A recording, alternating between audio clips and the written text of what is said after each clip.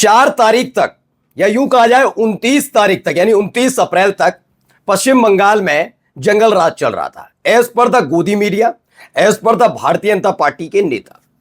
लेकिन अब 4 तारीख को रिजल्ट आने के बाद वहां रामराज आ गया। रामराज की कुछ तस्वीरें देख लीजिएगा आंखें खोलकर, क्योंकि बड़ा राष्ट्रवाद का राग लापने वाली पार्टी वहां प्रचंड बहुमत लेकर आई है। इस प्रचंड बहुमत के आते ही कैसे कैसे शांति दूत कूद पड़े हैं। वो बात अलग है कि अब कोई विलाप नहीं हो रहा। जो स्टूडियो में बैठकर कल तक राष्ट्रपति शासन तक की डिमांड कर देते थे पत्रकार, उनकी हिम्मत और हैसियत नहीं हो पा रही कि पश्चिम बंगाल के लिए कुछ बोल पाए कि कैसे गली चौक चौराहे शहर दर शहर टीएमसी के दफ्तरों पर हमले हो रहे हैं, कैसे बीजेपी के तमाम कार्यकर्ता टीएमसी के दफ्तरों में घुस रहे हैं। यही नहीं, इसके साथ साथ आज आपको यह भी दिखाऊंगा, वैसे तो बड़ी फुर्सत के साथ चुनाव आयोग ने वहां पर सुरक्षा बल तैनात की थी, केंद्रीय सुरक्षा बल, लेकिन वहां खुल्लम खुल्ला चुनावों के दौरान जब वोटिंग हो रही थी उस दौरान पोलिंग एजेंट से लेकर कैसे टीएमसी के जो प्रत्याशी उन्हें कूटा और पीटा जा रहा था। और ये कहते हैं पश्चिम बंगाल में जंगल राज था। तो जंगल राज कौन लेकर आया और कौन रामराज के नाम पर कि आड़ में के पर्दे के पीछे ये सब तमाशे करा रहा, उत्पातियों का झुंड दिखाऊंगा। नमस्कार, मैं हूं प्राज्वल गौतम और आप देख रहे हैं खबर चौक। अब आप अंदाजा लगाइए जिसके भरोसे आप मतदान केंद्र तक जा रहे हैं, पोलिंग सेंटर तक जा रहे हैं, आप वहां पहुंचते और आपको पता लगे कि उसी बड़े नेता, उसी प्रत्याशी जिसे वोट कास्ट करने जा रहे हैं, उसे ही मारा पीटा जा रहा है, तो आपके दिमाग में क्या आएगा?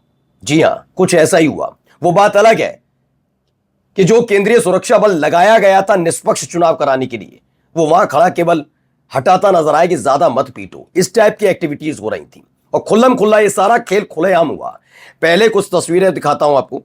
एक ये छोटी सी तस्वीर है, पहले इस तस्वीर को देख लीजिए थोड़ा सा। ये देखिए तो देखा मारा पीटा जा रहा है। इसमें कमरू चौधरी लिखते हैं टीएमसी का काउंटिंग एजेंट है, उसे काउंटिंग सेंटर के बाहर ले जाया गया, उसे मारा पीटा गया।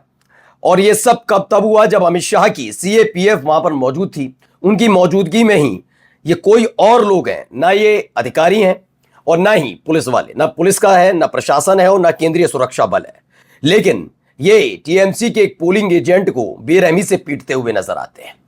यही नहीं, कुछ और तस्वीरें भी हैं, देखते चलिएगा भी। एक ये तस्वीर थोड़ी सी देखिए, यहां क्या हो रहा है पहले देखिए।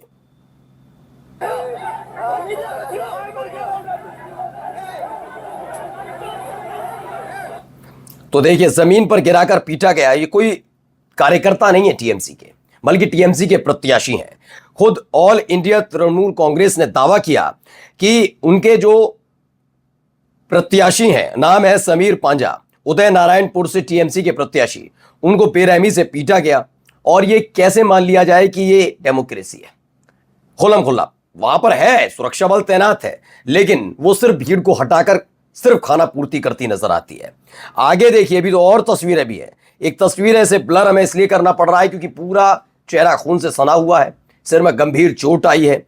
और ये कोई और नहीं, टीएमसी के मनिकतला वार्ड के प्रेसिडेंट हैं।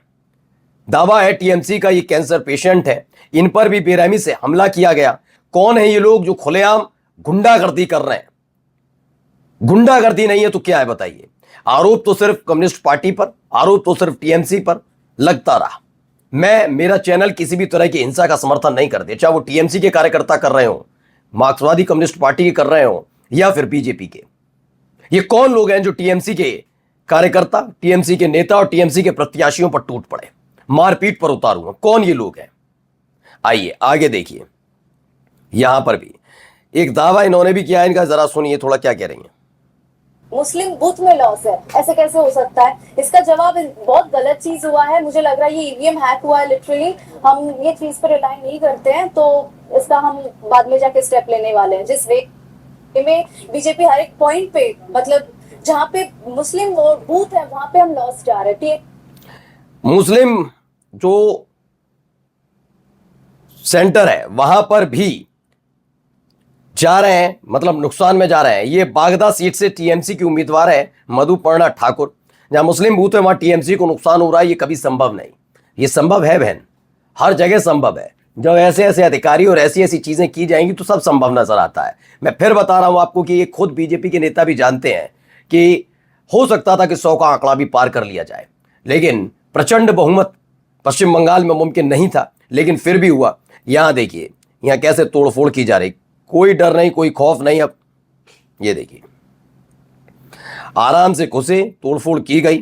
ये देखिए, कुर्सियों से तोड़ रहा है, कोई पंखा तोड़ रहा है, लाइट, कुर्सियां तोड़ दी। ये टीएमसी का दफ्तर है। दरअसल मेरा चैनल ये दावा नहीं करता ये बीजेपी के कार्यकर्ता हैं या नहीं, लेकिन ये दावा टीएमसी का जरूर है। देखिए, तोड़फोड़ कर रहे हैं, पहले वीडियो देखते चलिए। ये देखिए, टीएमसी का दफ्तर, बाहर भी कुर्सियां फेंक दी गई, अंदर तोड़फोड़ लगातार जारी है। ये कौन है लफंगे किस्म के लोग जो टीएमसी के दफ्तर में घुसकर तोड़फोड़ कर रहे हैं? किसके इशारे पर कर रहे हैं? कौन इनका संरक्षण करता है? कोई किसकी जबरदस्ती में ये सब हो रहा है? आप तो रामराज लाने वाले थे ना, पश्चिम बंगाल में भी रामराज आया था। ये रामराज है इनका, ये रामराज है इनका, ये देखते चलिएगा। बीजेपी, इन्होंने ऑल इंडिया तृणमूल कांग्रेस ने इस पर भी लिखा कि मुर्शिदाबाद के बहरमपुर में टीएमसी के दफ्तर में घुसे और वहां पर तोड़फोड़ की गई, उपद्रव, उत्पात काटा गया। उन्होंने ये दावा किया है कि this is the real face of the BJP, BJP का असली चेहरा यही है। मेरा चैनल दावा नहीं करता कि ये बीजेपी के कार्यकर्ता हैं या नहीं, क्योंकि इसमें किसी भी तरीके से स्थापित होता हुआ नजर नहीं आता। अब आइए एक और, ये देखिए, गाड़ी से किसी ने वीडियो बनाया, यहां आग लगा दी गई है, टीएमसी के दफ्तर को फूंक दिया गया।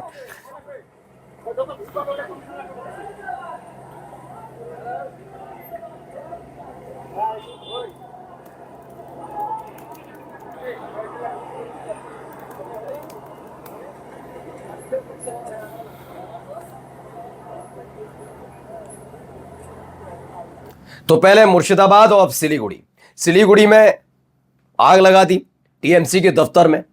टीएमसी के दफ्तर में मुर्शिदाबाद में तोड़फोड़ की थी, यहां आग लगा दी जाती है और इस पर पूरा गोदी मीडिया शांत बैठता है। ये सारा का सारा गोदी मीडिया शांत बैठा हुआ है, कोई लेना देना नहीं। आगे भी देखिए, बड़े आराम से देखते चलिए। देखिए, ये तोड़फोड़ की गई है अलग अलग जगह, कुछ ऐसे ही मुर्शिदाबाद, आसनसोल, इसके साथ साथ सिलीगुड़ी, और अब देखिए यहां पर भी टीएमसी के दफ्तर में घुसे। कौन लोग हैं? क्या टीएमसी के दफ्तर में घुस रहे हैं, यहां तोड़फोड़ कर रहे हैं? कौन लोग हैं ये?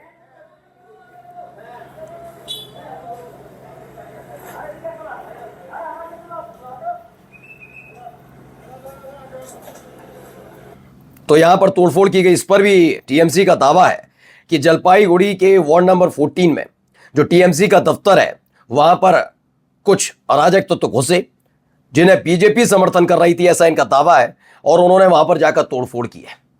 यहां पर भी क्लियर होता हुआ नजर नहीं आ रहा है ये बीजेपी कार्यकर्ता हैं या नहीं, लेकिन टीएमसी का आरोप है। अब आप सोचिए, जहां रामराज का ये दावा करते हैं, वहां पर उत्पातियों का कितना प्रभुत्व नजर आता है।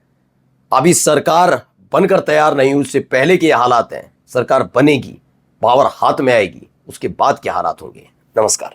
New public inter college Lucknow, admission open. For more information, call 0522 282232 or 7755 089585.